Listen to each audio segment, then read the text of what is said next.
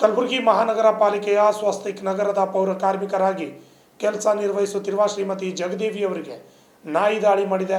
ಆದರೆ ಇಲ್ಲಿಯವರೆಗೂ ಯಾವ ಅಧಿಕಾರಿಗಳು ಕೂಡ ಅವರ ಆರೋಗ್ಯ ವಿಚಾರಣೆ ಮಾಡಿಲ್ಲ ಎಂದು ಜಾಗೃತಿ ಸಮಿತಿ ಸದಸ್ಯರು ಸಫಾಯಿ ಕರ್ಮಚಾರಿಯ ಆಕಾಶ್ ಪಾರ್ಚ ಆಕ್ರೋಶ ವ್ಯಕ್ತಪಡಿಸಿದ್ದಾರೆ. ಕಲಬುರಗಿ ನಗರದ ವಾರ್ಡ್ ನಂಬರ್ 31 ಸ್ವಸ್ತಿಕ್ ನಗರದಲ್ಲಿ ಕೆಲಸ ಮಾಡುವಾಗ ನಾಯಿ ಕಚ್ಚಿದೆ. ಆದರೆ ನಾಯಿ ಕಚ್ಚಿದ ನಂತರ ಇಲ್ಲಿಯವರೆಗೂ ಅಧಿಕಾರಿಗಳು ಪೌರ ಕಾರ್ಮಿಕರಾದ ಶ್ರೀಮತಿ ಜಗದೇವಿ ಇವರಿಗೆ ಏನಾಗಿದೆ ಎಂದು ಕೂಡ ನೋಡಲು ಬಂದಿಲ್ಲ. ಜಗದೇವರಿಗೆ ತುಂಬ ಗಂಭೀರವಾಗಿ ಗಾಯವಾಗಿದೆ.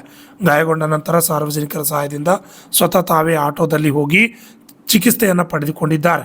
ಜಗದೇವಿಯರು ಸುಮಾರು 8,000 ಕೊಟ್ಟು ಬಾಡಿಗೆ ಮನೆಯಲ್ಲಿ ವಾಸವಾಗಿದ್ದಾರೆ. ಇವರಿಗೆ ಯಾವುದೇ ರೀತಿಯ ಸ್ವಂತ ಮನೆ ಇಲ್ಲ. ಇವರ ಆರೋಗ್ಯ ವಿಚಾರಿಸಲು ಕೂಡ ಇಲ್ಲಿಯವರೆಗೂ ಅಧಿಕಾರಿಗಳು ಬಂದಿಲ್ಲ ಎಂದು ಆಕ್ರೋಶವನ್ನು ವ್ಯಕ್ತಪಡಿಸಿದ್ದಾರೆ. ಈ ಸುದ್ದಿಗೋಷ್ಠಿಯಲ್ಲಿ ಮುನೇಶ್, ದಶರಥ್ ತಿಂಗೊಳಿ, ರಾಜಸ್ವಾಮಿ ಸೇರಿದಂತೆ ಅನೇಕರು ಹಾಜರಿದ್ದರು. Bureau report RJ32 Kannada news, Kalaburagi. ಅವ್ರೇನು ತೊಂದರೆಗಳು ಇದ್ದಿರ್ತದ ಅದಕ್ಕೆ ಪರಿಗಣಿಸ್ತಾ ಇದ್ದಾರೆ.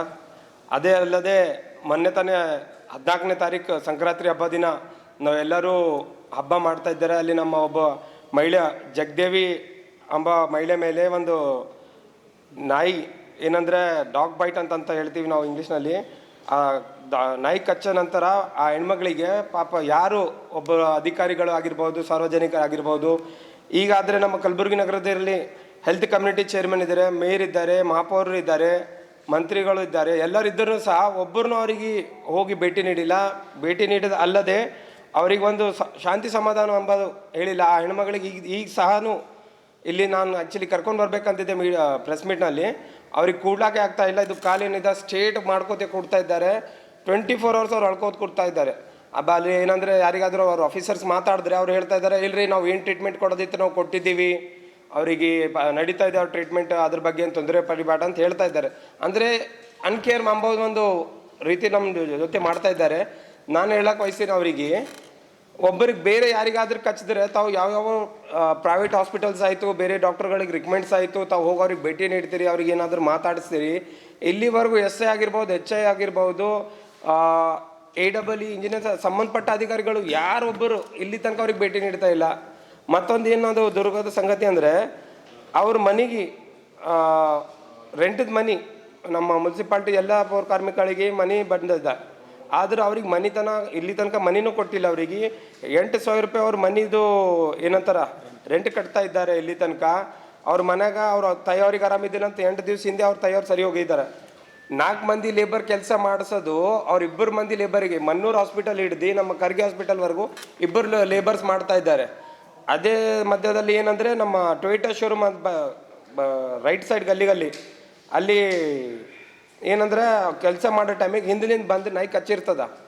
ಆದರೆ ಇಲ್ಲಿ ತನಕ ಯಾರು ಆಫೀಸಸ್ ಇವತ್ತಿಗೆ 5 ದಿವಸ ಆಯಿತು, ಯಾರೊಬ್ಬರು ಅಧಿಕಾರಿಗಳು ಅವ್ರಿಗೆ ಹೋಗಿ ಭೇಟಿ ನೀಡ್ತಾ ಇಲ್ಲ. ಅವ್ರ ಚಿಕಿತ್ಸೆ ಬಗ್ಗೆ ಗಂಭೀರವಾಗಿ ಯಾರೂ ಮಾತೇ ಆಡ್ತಾ ಇಲ್ಲ. ಮುಂದಿನ ವಿವರ ಸುನಿಲ್ ಅಂತ ತಿಳಿಸ್ತಾರೆ. ಅಂತಂದ್ರೆ ಕರ್ನಾಟಕ ಮತ್ತು ಗುಲ್ಬರ್ಗ ಜಿಲ್ಲೆಯಲ್ಲಿ ಪೌರ ಕಾರ್ಮಿಕರಿಗೆ ಆಗುತ್ತಿರುವ ದೌರ್ಜನ್ಯಗಳು ಮತ್ತು ಅವರ ಕರೆಕ್ಟಾಗಿ 5-6 ತಿಂಗಳಿಂದ ಸಂಬಳವೂ ಆಗ್ತಾ ಇಲ್ಲ, ಅವರಿಗೆ ಇರತಿ ವಸತಿ ಮನೆಗಳಿಲ್ಲ, ಮತ್ತು ಯಾವುದೇ ಥರದ ಅವರಿಗೆ ಕೆಲಸ ಮಾಡುವ ಟೈಮಲ್ಲಿ ಅವ್ರಿಗೆ ಏನಾದರೂ ಅನಾಹುತಗಳಾದರೆ ಅವರಿಗೆ ಕೇಳೋರು ದಿಕ್ಕಿಲ್ಲ ನಮ್ಮ ಜಿಲ್ಲೆಯಲ್ಲಿ ಅಂತ ಹೇಳೋಕ್ಕೆ ಇಷ್ಟಪಡ್ತೀನಿ. ಇದೇ ರೀತಿ ವಾರ್ಡ್ ನಂಬರ್ 31 ಸ್ವಸ್ತಿಕ್ ನಗರದಲ್ಲಿ ಜಗದೇವಿ ಎಂಬ ಒಬ್ಬ ಪೌರ ಕಾರ್ಮಿಕ ಮಹಿಳೆಗೆ ಮೊನ್ನೆ ನಾಯಿ ಕಚ್ಚಿತ್ತು ಸಂಕ್ರಾಂತಿ ಹಬ್ಬದ ದಿನ. ನಾವೆಲ್ಲರೂ ಮನೆಯಲ್ಲಿ ನಮ್ಮ ಹಬ್ಬಗಳು ಆಚರಣೆ ಮಾಡ್ತಾ ಇರ್ತೀವಿ, ಅವರು ಕೂಡ ಆಚರಣೆ ಮಾಡಬೇಕು. ಆದರೆ ಅವ್ರು ಏನು ಮಾಡ್ತಾರೆ, ತಮ್ಮ ಕೆಲಸನೇ ದೇವ್ರು ಅಂತ ತಿಳ್ಕೊಂಡು, ಕಾಯಕವೇ ಕೈಲಾಸ ಅಂದರೆ ನಮ್ಮ ಕೆಲಸನೇ ನಮಗೆ ದೇವ್ರು ಅಂತ ತಿಳ್ಕೊಂಡು ನಾವೆಲ್ಲರೂ ಹಬ್ಬ ಆಚರಣೆ ಮಾಡುವಾಗ ಅವ್ರ ಮನೆಯಲ್ಲಿ ಇರಲಾರ್ದೆ ರೋಡಿಗೆ ಮುಂಜಾನೆ ಬೆಳಗ್ಗೆ 4ರಿಂದ 5 ಗಂಟೆ ಸುಮಾರು ಎದ್ದು ರೋಡಿಗೆ ಬಂದು ಅವ್ರು ಕಸ ಹೊಡೆಯೋದು ಮಾಡ್ತಾರೆ. ಅದರಿಂದ ನಮ್ಮ ಜಿಲ್ಲೆ ಏನಿದೆ ಸುಂದರವಾಗಿ ವಾತಾವರಣ ಕಾಣುತ್ತೆ. ನಾವು ಕೂಡ ಹೆಲ್ದಿಯಾಗಿರೋಕ್ಕೆ ಒಂದು ಕಾರಣ. ಇದೇ ರೀತಿಯಾಗಿ ಜಗದೇವಿ ಅವ್ರಿಗೆ ನಾಯಿ ಕಚ್ಚಿದ ಕಾರಣ ಯಾರೂ ಬಂದು ಒಬ್ಬ ಅಧಿಕಾರಿಗಳು ಬಂದಿಲ್ಲ, ಮತ್ತು ಮಹಾಪೌರರು ಬಂದಿಲ್ಲ, ಮತ್ತು ವೈದ್ಯಕೀಯ ಅಧಿಕಾರಿಗಳು ಇದ್ದಾರೆ. ಒಂದು ಬೋರ್ಡ್ ಇದೆ ಅದು ಕಾರ್ಪೊರೇಷನಲ್ಲಿ, ಅವರು ಕೂಡ ಇನ್ನೂವರೆಗೂ ಅವ್ರ ಮನೆಗೆ ಬಂದು ಸಂಪರ್ಕ ಮಾಡಿಲ್ಲ. ಅವರು ಇದ್ದಾರೋ ಅಥವಾ ಏನಾಗಿದೆಯೋ ಎಂಬುದು ಒಬ್ಬರು ವಿಚಾರ ಮಾಡ್ತಿಲ್ಲ. ಅವ್ರಿಗೆ ಮೊನ್ನೆ ನಮ್ಮ ಸಿಬ್ಬಂದಿಗಳು ಭೇಟಿ ಮಾಡಿ ಮಾತಾಡಿದಾಗ ಇನ್ನೂ ಕೂಡ ಅಮ್ಮಗೆ ಹೇಳಕ್ಕೆ ಬರೋದಾಗಲ್ಲ. ಹಾಕಿ 5-6 ದಿನ ಆಯ್ತು ಅದು ಅವ್ರಿಗೆ ನಾಯಿ ಕಚ್ಚಿದ್ದು ಸ್ವಸ್ತಿಕ್ ನಗರದಲ್ಲಿ ಕಚ್ಚದ್ರಿ. ಅದು ಆಗಿದ್ರಿಂದ ಅವರು ಹಾಸ್ಪಿಟಲ್ ಹೋದ್ರು. ಅಲ್ಲಿ ಆಜುಬಾಜು ಇರೋರು ಒಂದಿಬ್ರು ಹಾಸ್ಪಿಟಲ್ಗೆ ಕರ್ಕೊಂಡು ಹೋದ್ರು. ಮತ್ತು ಅವ್ರು ಇರೋಕೆ ಮನೆ ಇಲ್ರಿ. 7-8 ಸಾವಿರ ರೂಪಾಯಿ ರೆಂಟ್ ಕಟ್ಟಿ ಮನ್ಯಾಗ ಇರ್ಲತ್ತಾರ ರೀ. ಎಲ್ಲ ಪೌರ ಕಾರ್ಮಿಕರಿಗೆ ಮನೆ ಮಾಡ್ಕೊಡ್ಬೇಕ್ರಿ. ಆ ಮನೆಗಳು ಏನು ಮಾಡತ್ತಾರ, ಎಲ್ಲ ಬೇರೆ ಹೆಸರು ಮ್ಯಾಗ ಐತಿ ಯೂಸ್ ಮಾಡತ್ತಾರ ರೀ. ಇಂಥ ಗರೀಬ್ ಜನರಿಗೆ ಇರೋಕೆ ಮನೆಯೂ ಇಲ್ಲ. ಮತ್ತು ಬೆಳಗ್ಗೆ ಎದ್ದವ್ರು ನಮ್ಮ ಕೆಲಸ ಮಾಡಬೇಕು. ನಾವೆಲ್ಲ ಆರಾಮ್ ಮಕ್ಕೊಂಡಿರ್ತೇವೆ, ರಾಜಕಾರಣಿ ಮಕ್ಕಳೆಲ್ಲ ಆರಾಮ್ ಮಕ್ಕೊಂಡಿರ್ತಾರೆ ರೀ. ಗರೀಬರ ಪರಿಸ್ಥಿತಿ ಕೇಳೋರು ದಿಕ್ಕಿಲ್ರಿ. ಅವ್ರಿಗೆ ಇರಾಕ್ ಮನಿನೂ ಇಲ್ಲ. 7-8 ಸಾವಿರ ರೂಪಾಯಿ ಸಂಬಳ ಕೊಡ್ಬೇಕು. ಮನೆಗೆ ಹೋದ್ರೆ ಮಕ್ಕಳು ಹೇಳತ್ತಾರೆ. ಮಾಡಾಕೋರು ಇವ್ರು ಒಬ್ಬರೇ ರೀ, ಹೆಣ್ಮಕ್ಳು. ಅವರು ಬಂದು ಇಲ್ಲಿ ರಸ್ತೆಯಲ್ಲಿ ಕೆಲಸ ಮಾಡ್ತಾರೆ. ಮುಂಜಾನೆ ಮುನ್ಸಿಪಾಲ್ಟಿಯಲ್ಲಿ ಕೆಲಸ ಮಾಡ್ತಾರೆ. ಅವ್ರು ಹೋಗ್ಬೇಕಂದ್ರೆ ಬೆಳಗ್ಗೆ 9-10. ನಾವೆಲ್ಲವ್ರು ಮುಂಜಾನೆ ಆರಾಮ್ ಎದ್ದು ಮನೆಗೆ ಹೊರ ಬಂದುಬಿಡ್ತೇವೆ. ಅವ್ರ ಮಕ್ಳಿಗೆ ಉಣಕ್ಕೆ ತರಕ್ಕೆ ವ್ಯವಸ್ಥೆನೂ ಇಲ್ಲ ರೀ ಮನೆಗೆ.